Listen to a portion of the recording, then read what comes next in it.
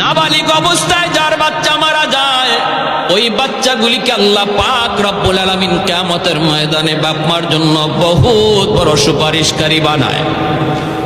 বাচ্চাগুলি আল্লাহর কাছে ডাক দেয়া কয়, মালিক, ও মালিক, তুমি আমারে দুনিয়াতে পাঠাইছো, পাঠানোর সময় আমার মা কত কষ্ট করছেন, জান বের হয়ে যায় অবস্থা। এরপরে আমি দুনিয়াতে আসলাম, এত কষ্ট আমি মাকে দিলাম, কিন্তু মার কোনো খেদমত আমি করতে পারলাম না, আমার মা ঋণ আমি শোধ করতে পারলাম না।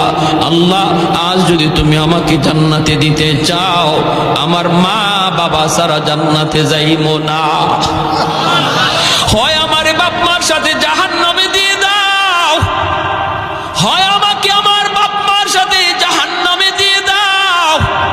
রব্বুল আলামিন তখন বলে, বান্দারে, আমি আল্লাহর আদত হচ্ছে জাহান্নামীকে জান্নাতে দেওয়া, কিন্তু